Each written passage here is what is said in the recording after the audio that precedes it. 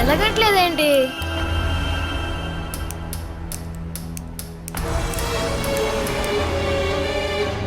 చా, ఆ పిల్ల ఏదో చేసుంటుంది. ఇప్పుడు ఆ పిల్లని ఏం చేస్తానంటే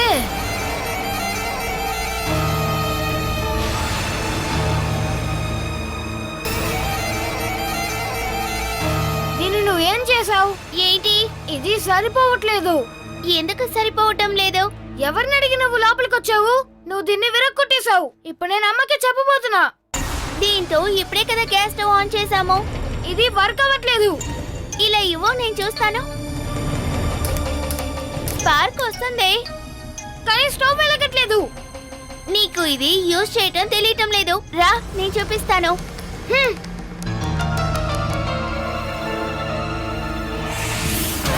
చూడవే గాడిదా, ఇది విరిగిపోయింది. నువ్వు ఊరికే అరవకు, నేను ఆన్ చేస్తాను.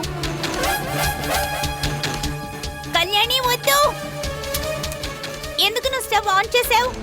గ్యాస్ వాసన వస్తుంది. ఇది ఎవరు ఆన్ చేశారు? ఇది నీ పని అయి ఉంటుంది. బయటకు వెళ్ళండి, వెళ్ళండి. ఏమైంది అఖిల? కిచెన్ మొత్తం గ్యాస్ వాసన వస్తుంది. నీకు రావడం లేదా? లైటర్ వెలిగిస్తే మొత్తం నిప్పు పట్టి వెలిగిపోతుంది. మన ఇది ఆఫ్ చేసే కదా వెళ్ళాము. అయితే ఇది వీడి పని అయి ఉంటుంది. ఇది వర్క్ అవటం లేదని నా దగ్గర తీసుకొచ్చారు. ఇప్పుడు తెలుసుంటుంది. విను, నువ్వు ఇలాంటి అనవసరమైన పనులని చేసి పెద్ద ప్రమాదం తెప్పించుకు. నువ్వు ఇది ముట్టుకోకూడదు, సరేనా? నువ్వురా. ఓ అబ్బా, ఈవిడ ఇంటికి పెద్ద రాణి అయిపోయింది. అయితే ఇదే దీని రహస్యం అన్నమాట.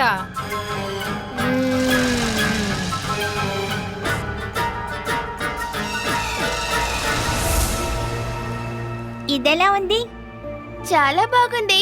ఎవరు నీకు డ్రాయింగ్ నేర్పించారు? నేను చూసి డ్రా చేస్తాను. ఈ ఇంటి పిక్చర్ చూసేవా? ఇది నేనే ఊహించుకొని డ్రా చేశాను.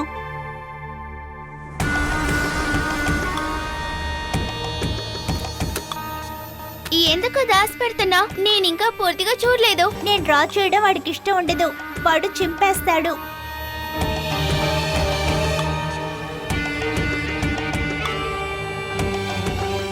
ఇక్కడ నేను కూర్చుంటాను, లేకు. నువ్వు కూర్చుని చర్ల ఇంకెవరు కూర్చోకూడదా? మర్యాదగా నేను కూర్చుంటే చల్లని లేకు. నేను కొడతాను. నీ వల్ల అయితే నన్ను లేపు. లేపు చూద్దాం. గొడవ పడుకు కళ్యాణి. ఎందుకు వినులా చేస్తున్నావు? ఇదిగో నీ చార్ తీసుకుని వెళ్ళు.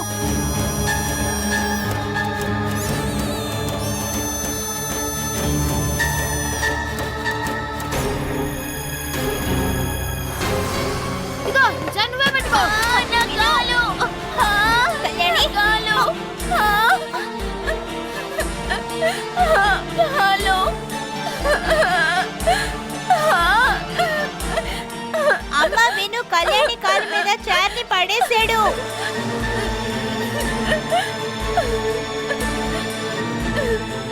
దేవుడా, ఏంటమ్మా, ఏమైంది?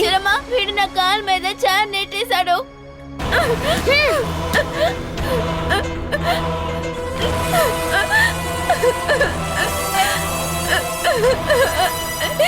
పర్వాలేదులేమ్మా, ఏం అవ్వలేదు.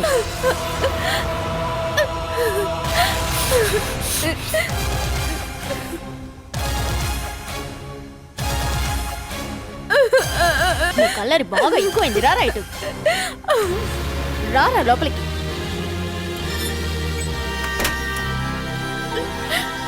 వాడికి బాగా తన్నులు దొరుకుతాయి.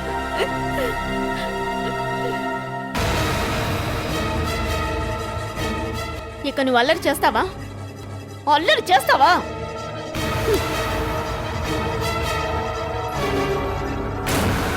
ఇక ఎవరినైనా ఇబ్బంది పెడతావా? చెప్పురా, ఇబ్బంది పెడతావా? నీతోనే మాట్లాడుతున్నాను. ఇక ఎవరినైనా కొడతావా?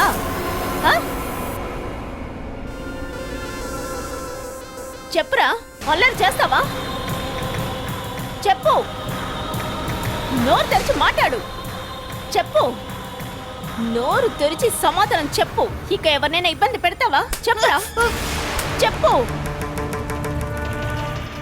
నువ్వు తప్ప ఎవరు జీవించొద్దా? ఇకపై ఎవరిని ఇబ్బంది పెట్టకూడదు. నిన్ను ఇవాళ ఏం చేస్తాను చూడరా. ఎవరినైనా ఇబ్బంది పెడతావా ఆ? ఎవరినైనా అలా టీచర్ అమ్మా తోస్తావా? నన్ను కన్సోల్ చేయడం కోసం కర్రతో చార్ని కొడుతున్నారేమో. నోరు తెరిచి మాట్లాడు. లేదు. అవునా అఖిల? వినుకుంటే ఆ సౌండ్ అసలు వినిపించడం లేదు. ఏమిటా అంత టీచర్ కోపం అమ్మా నీకు? మనల్ని ఏమార్చడం కోసం ఊరికే ఇలా చేస్తున్నారు. కొంచెం పాట చెవులు నేర్పిస్తాను డోర్ రా. మీద పెట్టు.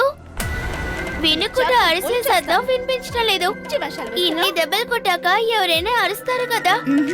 విను అలాంటి వాడే ఎంత తన్నులు తిన్నా ఏడవడు. నువ్వు అబద్ధం చెప్తున్నా. ఆ కర్రతో కొట్టారంటే చాలా నొప్పుడుతోంది. వినుకుట లాంటి ఒక అబ్బాయి అస్సలు తట్టుకోలేరు. అరుస్తూ పారిపోతారు. మిగతా వాళ్ళ గురించి నాకు తెలీదు. విను అమ్మ దగ్గర నుంచి ఎన్నోసార్లు తన్నులు తిన్నాడు, కానీ ఇంతవరకు వాడు ఏడవడం నేను చూడలేదు. కంటి నుంచి ఒక చుక్క కన్నీరు కూడా రాదు.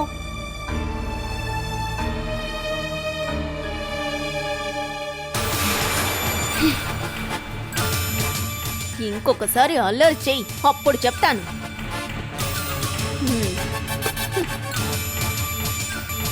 అయిందా లేంటే ఇంకాస్త కొడతారా? అయిపోయిందా అని అడిగాను.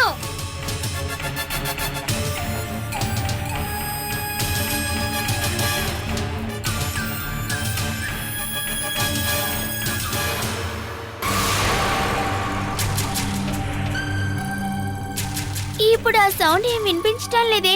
మనం ఇక్కడ నుంచోవద్దు, అమ్మ చూస్తే తిడుతుంది. రా.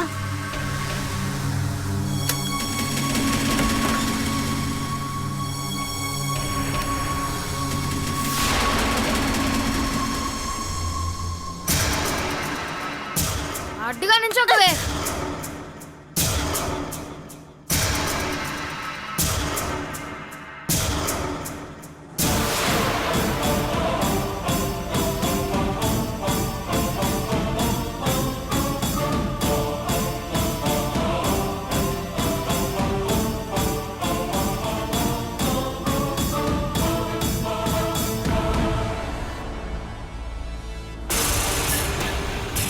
ఎందుకురా నువ్వు అమ్మ దగ్గర ఎప్పుడు ఇలా తన్నులు తింటూ ఉన్నావు?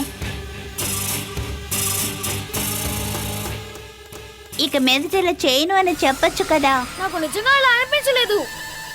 ముందు నువ్వు ఈ కోపాన్ని తగ్గించుకో. అంత కోపం ఉండడం వల్లే నాకేం నొప్పి పుట్టట్లేదులే.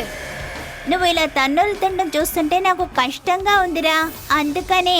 ఇప్పుడు నువ్వు చూడలేదుగా, ఆ కర్ర విరిగిపోయేంత వరకు నన్ను కొట్టారు.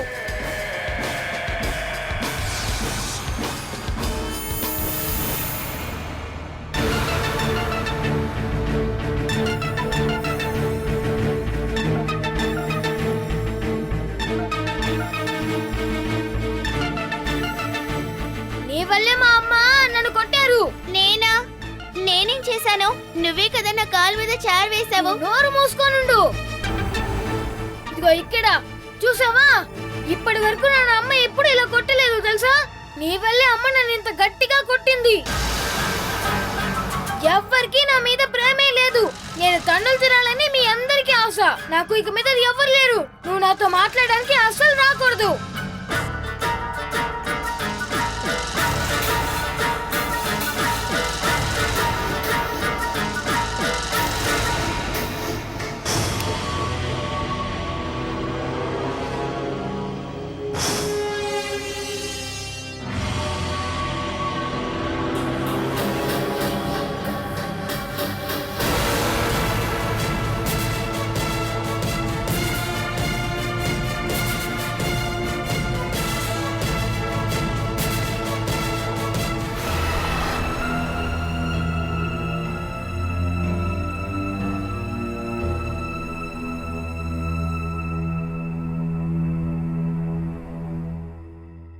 టీచర్ అమ్మా, వినుకుటని మీరెందుకు అసలు అంతగా బాధారు?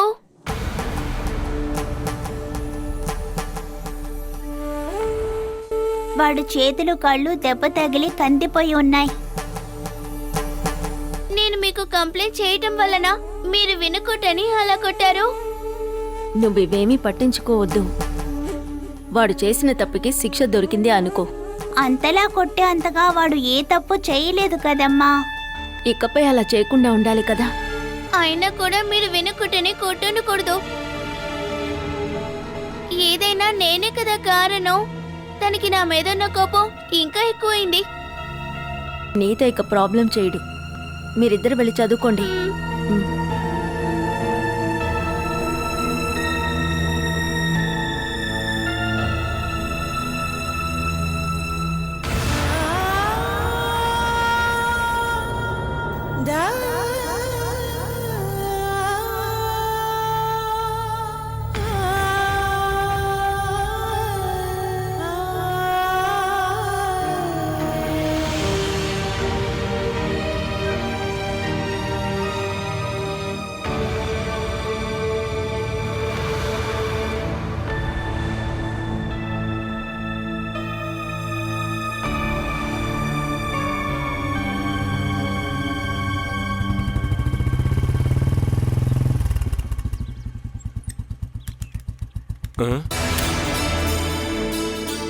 హలో, ఏంట్రా ఎక్కడికి వచ్చి కూర్చున్నా? ఇంట్లోంచి తెరవేశారా?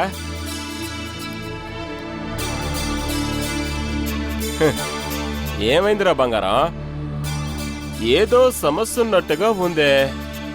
లేచి రారా బంగారం, నేను అడుగుతాను రా. పట్టుకోకండి, చేతుల కాలు ఎరగొట్టి పెట్టారు చూడండి. అయ్యో, ఎవర్రా నిన్ను కొట్టింది? చెప్పరా. నీ ఒంటి మీద ఎవడైతే చేయేశాడో వాడికి ఈ రోజు ఆఖరి రోజే. నువ్వు ధైర్యంగా చెప్పరా. అమ్మా. అమ్మా? అదైతే నువ్వు ఊర్చుకొనే తీరాలి. కారణం ఏమి లేకుండా నన్ను కొట్టారు. ట్యూషన్ లో జాయిన్ అవ్వడానికి ఒక అమ్మాయి వచ్చింది. ఆ అమ్మాయి అమ్మ కంటే చాలా ఇష్టం. ఆ అమ్మాయి కాళ్ళ మీద చారు పడినందుకే నన్ను ఇలా కొట్టారు తెలుసా? దానికి కారణం నువ్వేనా? నేనేం చేయలేదు, కావాలనే కొట్టారు. అలా కారణం లేకుండా నిన్ను కొట్టారంటే దానికి ఏదో కారణం ఉన్నట్టుంది. శిక్ష అంటే నీకు సహాయం చేసే చట్టం యొక్క అవకాశం. చిన్నపిల్లల్ని ఇలా ఇష్టం వచ్చినట్టు కొట్టకూడదు. అలా ఎవరన్నా చేస్తే వాళ్ళ మీద కేసు పెట్టొచ్చు. నువ్వు కావాలంటే కేసు పెట్టొచ్చు. అప్పుడు నిన్ను కొట్టిన మీ అమ్మని పోలీసులు తీసుకెళ్తారు. నేను మా అమ్మని మా ఇంటికి తీసుకెళ్తాను. ఎలా ఉంది? మనం అది చేస్తే ఏంటి? మా అమ్మేగా నన్ను కొట్టింది, నాకేం సమస్య లేదులే. నన్ను ఇలా కొట్టించిన దానికి కారణం ఆ గుడ్ల గూబే. కళ్ళద్దాలా? ఆ కళ్యాణి. తనని ఇక్కడి నుంచి పంపించేయాలి. తనని పోలీసులకి పట్టించేస్తావా? నేనా? రే, నువ్వు అనవసరమైన పనులన్నీ నానెత్తిన పెట్టుకో. అప్పుడు నన్ను పోలీసులు తీసుకెళ్తారు. ఆ కళ్యాణి ఇక్కడికి అసలు రాకూడదు.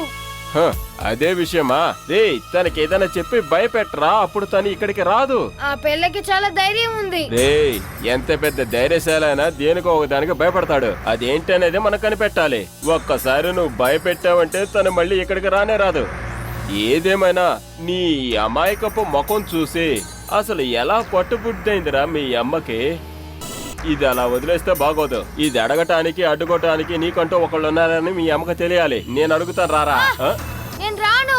అమ్మకి ఆ అమ్మాయి మీదే ప్రేమ ఎక్కువ. నువ్వు రాకపోయినా పర్వాలేదు, నేను ఇది ఒంటరిగానే వెళ్ళి అడుగుతాను. ఏదేమైనా చిన్నపిల్లల్ని అసలు ఇలా కొట్టొచ్చా అని అడుగుతాను.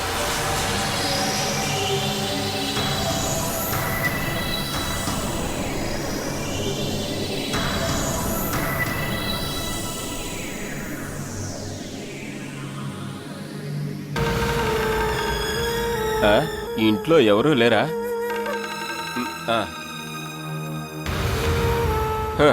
ఇక్కడేందో శ్మశానం లాగా ప్రశాంతంగా ఉంది. నేననుకున్నా మీరందరూ కలిసి ఎక్కడికి వెళ్ళారని. ఎక్కడికి వెళతాం? సొంతగా ఇల్లు స్థలం లేని వాళ్ళు ఎక్కడికైనా వెళ్ళొచ్చు కదా. అలసిపోయాను, ఇక నా వల్ల కాదు. నీ కష్టం ఏంటో నాకు అర్థమవుతుంది బాలా. వేణు జైలుకు వెళ్లేంత వరకు వాడే నీకు తలనొప్పిలా ఉన్నాడు.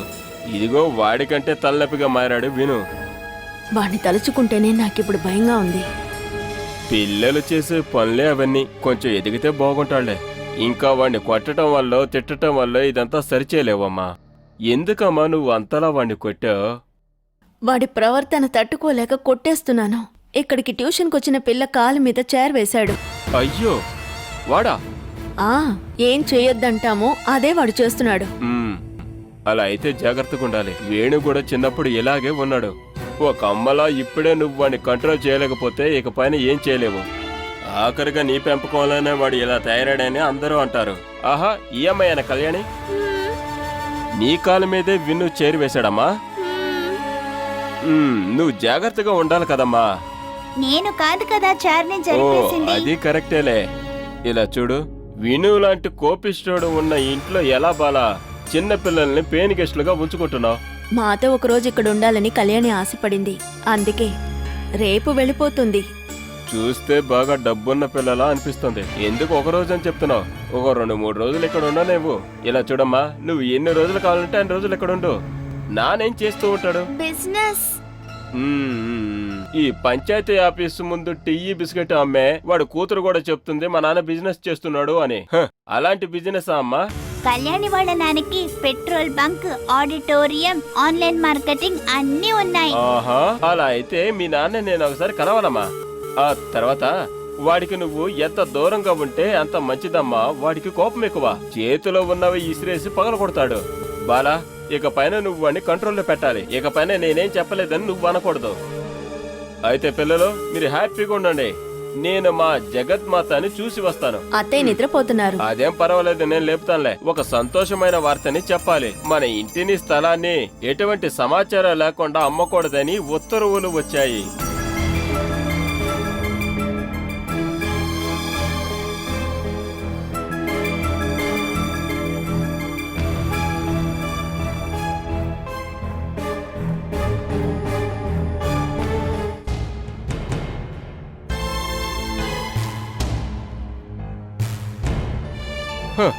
ఎంత ప్రశాంతంగా పడుకోనుంది. మిగతా వాళ్ళు కడుపు మడతా ఉన్నారు. అదేమీ పట్టించుకోకుండా ఇలా శవంలో పడుకోవాలని నాకు కూడా ఆశగా ఉంది. జగదమ్మా! అయ్యో లేదమ్మా, అది నేనే. నువ్వెందుకురా మాట మాటకి ఇక్కడికి వస్తున్నావు? అది సరే, నేనిప్పుడు పనికి రాకుండా పోయానా? మా అమ్మ ఎక్కడైతే ఉంటుందో అదే నా ఇల్లు. నా ఇంటికి నేను ఎప్పుడైనా రావచ్చు, ఎప్పుడైనా వెళ్ళొచ్చు. అందుకు సొంతంగా ఇల్లు కట్టుకోవాలి. అందుకనే ఆస్తి మొత్తం వాడి పేరు మీద రాసావుగా, ఇంక ఇల్లు ఎక్కడ కట్టను? నీకు బుద్ధి ఉంటే అసలు అలా జరిగేదే కాదురా. నాకు కొంచెం బుద్ధి తక్కువని అందరూ అంటూ ఉంటారు, కానీ అది నిజం కాదు. నా కన్న తల్లిని, నా తోడబుట్టిన వాళ్ళని కళ్ళు మూసుకొని నమ్మాను. నేను ఎలాగైతే మీ మీద ప్రేమగా ఉన్నారో మీరు కూడా అలాగే ఉంటారని అనుకున్నాను. కానీ మోసం తప్ప నా మీద ఒక్కరైనా ప్రేమగా ఉన్నారా? అదంతా నీ ప్రవర్తన బట్టే. నీ చేత్తో ఎంతో మందికి ఇల్లు కొనిచ్చిన కాంట్రాక్టువి. ఇన్నాళ్ళకు ఒక ఇల్లు అయినా నువ్వు అసలు కొనుక్కోగలిగావా? అది వదిలి ఒక గుడిసైనా కొన్నావా? అది ఇప్పుడు కూడా కట్టొచ్చు కదా. ఓ, బాగానే కడతావు. ఇలా చూడమ్మా, పెద్ద పెద్ద గొప్ప వాళ్ళు 50 ఏళ్ళు దాటాకే వాళ్ళ విజయాన్ని సాధించారు. అవును, 50 ఏళ్ళు వచ్చాక నీ వల్ల అందరికీ మేలు జరుగుతుంది. దేనితో ఏది మంచిది? నీ చావురా. అమ్మా, ఇకనైనా బతకడం నేర్చుకో. దానికో దారి వెతుక్కుంటూ వస్తుంది. నేను మొక్కోటం వల్ల, మీరు మొక్కోటం వల్ల నాకు తెలియదు, కానీ సుమేష్ మీద కోర్టు నేరుగా యాక్షన్ తీసుకుంది. ఏమిట్రా? Injection order.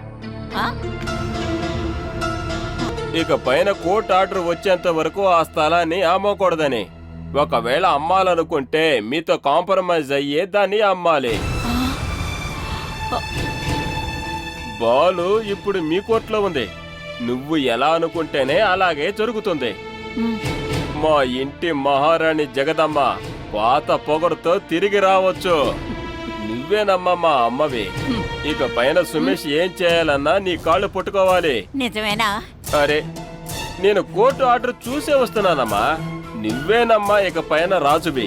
నేనే ఆ విషయాన్ని, కోర్టే ఈ విషయాన్ని అక్కడ దాకా తీసుకొచ్చింది. ఇక పైన అంతా నీ చేతుల్లో ఉంది.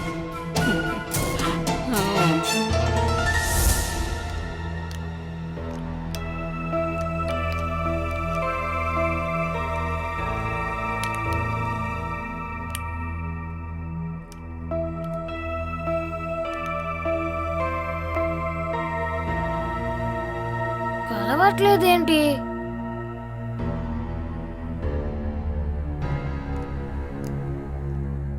ఇదెక్కడిదిరా? ఇది మీ కొత్త అమ్మాయిదమ్మా. సరే గాని, తనంటే నీకిష్టం ఉండదు, తను తీసుకొచ్చిందంతా ఆడుకుంటావు కదా. దీన్ని ఇక్కడ పెట్టి వెళ్ళిపోయారు. ఇగో తీసుకోండి.